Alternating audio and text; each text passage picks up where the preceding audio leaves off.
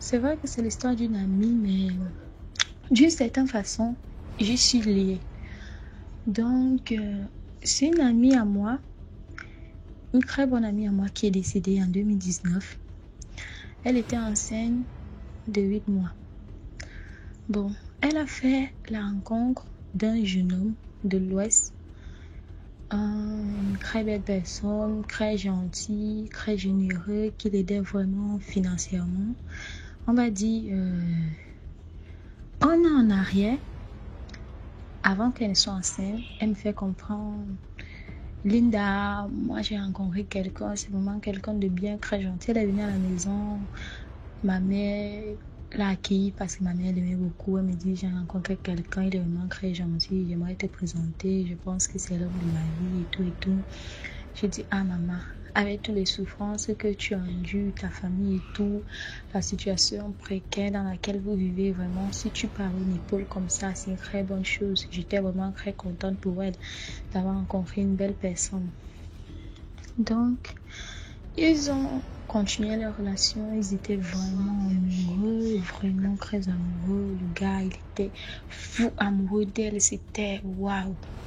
Il aidait vraiment beaucoup financièrement parce que après son bac, elle a arrêté les études et elle a commencé à aider sa mère qui brisait le poisson financièrement à payer les études de son petit frère et sa petite soeur.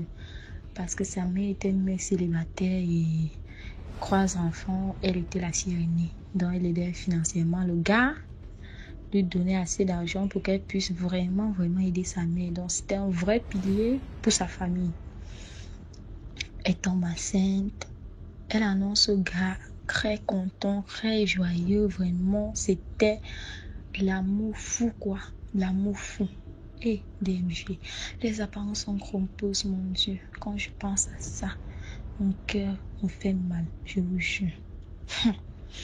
Eh Seigneur, l'amour fou. La maman était contente que sa fille a trouvé une bonne personne. Tout le monde était fier. Et moi, je sortais avec son frère. Donc, elle était mon amie, elle était aussi ma belle-sœur. Donc, on connaissait très bien le gars. 6 mois de grossesse, tout va bien. On attend le bébé, lui aussi. Il a déjà commencé certaines démarches pour venir demander sa main.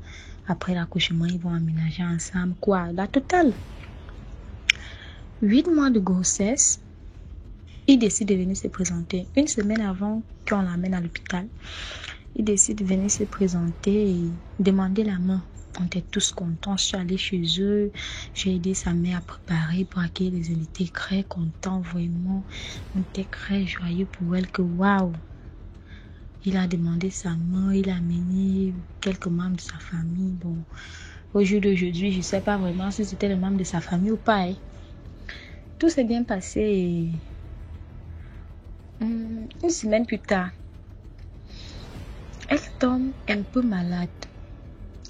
Un petit palu, on décide de l'amener à l'hôpital. C'est lui qui prend l'initiative que non, c'est mieux qu'elle parte à l'hôpital, la Quintini, d'Edo, pour ceux qui connaissent.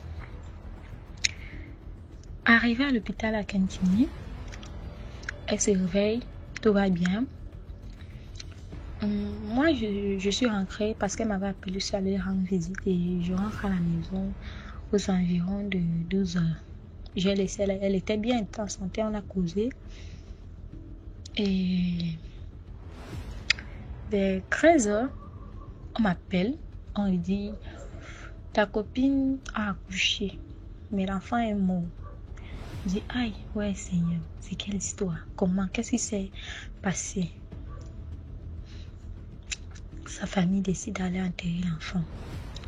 Elle était encore à l'hôpital et son copain vient pour consoler, bref, pour pleurer ou consoler, je sais plus quoi, parce que son bébé est décédé, mais bon, il vient, il pleure. Elle essaye de le remonter en disant: non, ça va aller, tu sais, on va avoir d'autres enfants, ce n'est rien, c'est Dieu qui donne, c'est Dieu qui reprend. Elle le remonte vraiment, elle était en santé. Elle s'est même levée du lit, elle allait le chercher au portail parce qu'il paraît qu'on refusait de le faire entrer. Donc, c'est elle qui le monte. Il rentre chez lui, il dit il passe se reposer. Moi, j'étais en chemin pour aller à l'hôpital. Et puis, le temps que j'ai en chemin sur le téléphone, j'étais en train de manipuler le téléphone. Je pense que j'étais sur Facebook. Et je tombe subitement sur la publication de mon copain de l'époque, qui était son frère. Ça faisait 1 minute qu'il avait publié. Je lis. Je dis, hey, c'est encore quoi ça? Il devait être peut-être 16h, 17h, je lis. Et puis je vois, genre, repose en tête. Je dis, mais attends, je rêve. Je dis, mais je lis. Je dis, non, je lis mal. J'appelle mon copain de l'époque. Je dis, mais qu'est-ce que tu publies comme ça? Il me dit, viens. J'arrive. Je couvre tout le monde en pleurs. Qu'elle est morte. Qu'elle s'est endormie et jusqu'à présent, les médecins ont déclaré qu'elle est morte. Elle est morte.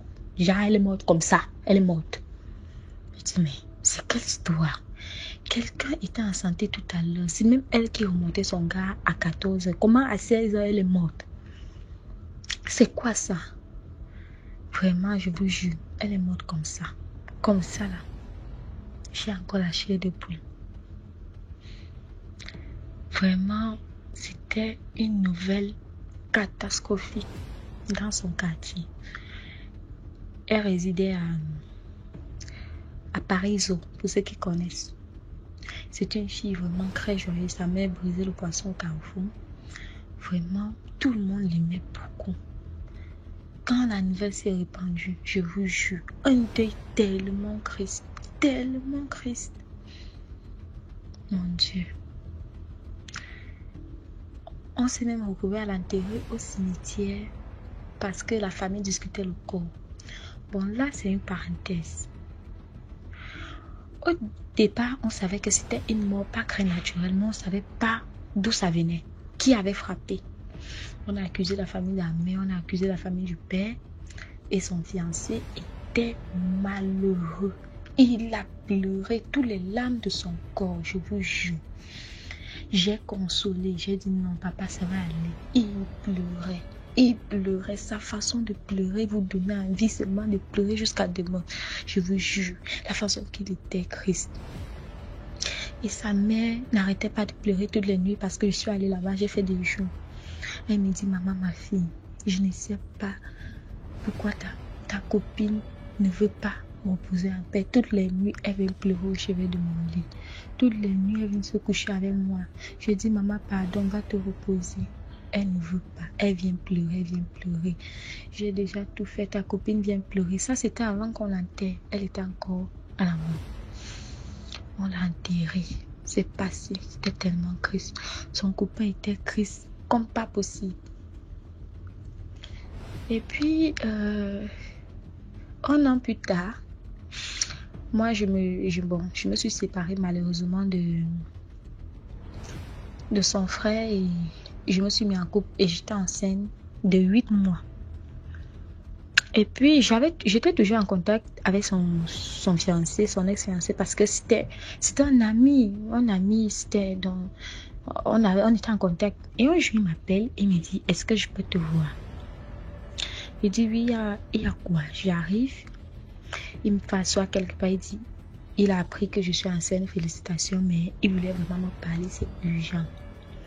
J'ai dit, ok, explique-moi. Alors, il dit, est-ce que tu peux me suivre, aller dans un endroit un peu plus discret? Je dis, je vois pas de mal à aller dans un endroit un peu plus discret, je connais bien, je vois pas ce qu'il va me faire, donc j'ai pas vu de mal à ça.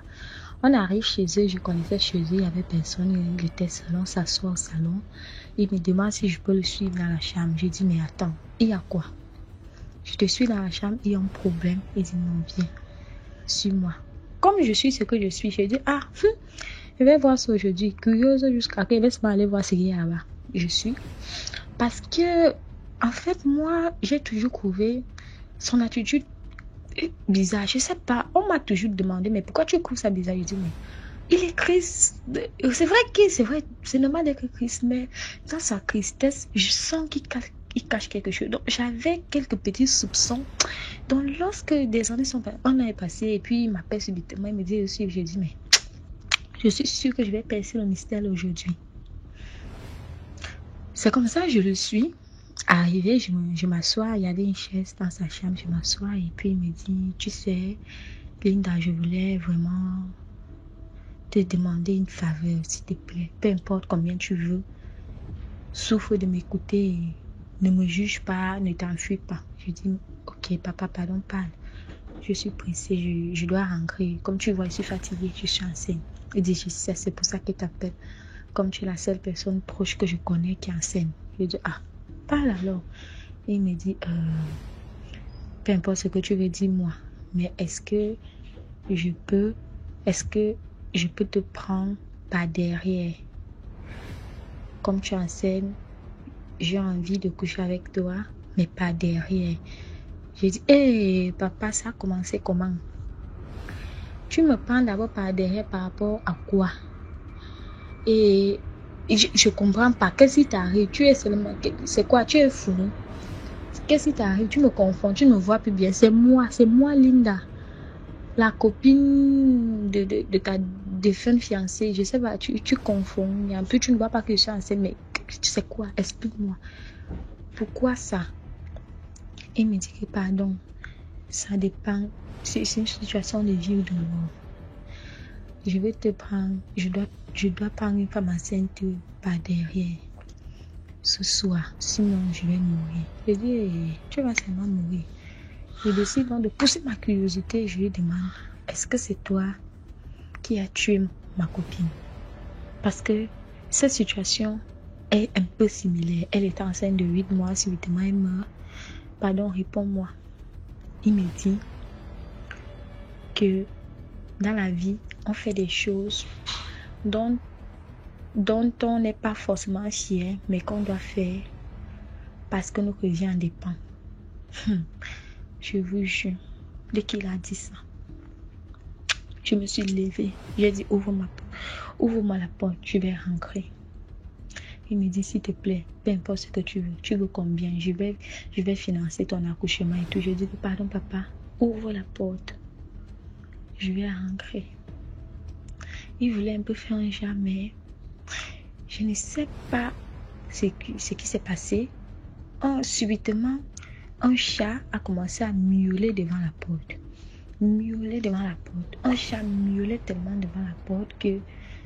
Mais c'était comme la magie. Un chat a commencé à miauler devant la porte. Il griffait, il miaule devant la porte. Il décide d'ouvrir la porte pour voir même tout le chat là sort. Un petit chaton blanc. C'est comme ça que je profite du saut. Le chaton blanc, s'il me suit, et il vient rouler sa petite queue sur mon pied. Il roule sur mes pieds. Après, il tourne son dos, il part. C'est comme ça que je rentre, perdu. Je ne savais pas quoi penser. Je rentre. J'arrive à la maison, je réfléchis. Je me dis, mais c'est encore quoi ça? Le chat sortait d'où? C'est quoi cette histoire? DMG. Jusqu'à nos jours, je ne sais pas vraiment ce qui se passe autour de nous ici dehors. On voit des gens gentils, généreux, mais est-ce qu'on connaît vraiment le pourquoi ils sont si gentils, généreux? Je ne dis pas qu'il n'y a pas de bonnes personnes, mais faites attention. Les apparences sont souvent trompeuses. Les gens qui ont toujours l'air trop gentils, innocents là, c'est même pas que la majorité le sont, hein, mais parfois c'est un cache de lourds secrets. À vous mes soeurs, faites attention. Nous qui aimons les gars trop généreux, trop gentils là, enquêtons bien. On ne peut vraiment jamais connaître quelqu'un à 100%, mais on doit faire l'effort de connaître le maximum. Enquêtons bien. Trop de cadeaux, trop de surprises, trop de ceci, tout va trop vite. Pourquoi du comment? Ça a commencé comment? Vraiment, je vous jure, parfois je rêve de ma copine là. Je ne sais pas, au fond de moi, je sais qu'elle n'est pas en paix. J'ai gardé l'histoire ici dans mon cœur. Je ne suis plus jamais allée voir sa mère depuis ce jour. Aucun membre de sa famille, j'ai coupé les ponts. parce qu'à les voyant, je ne sais même pas si je dois les raconter ça ou pas.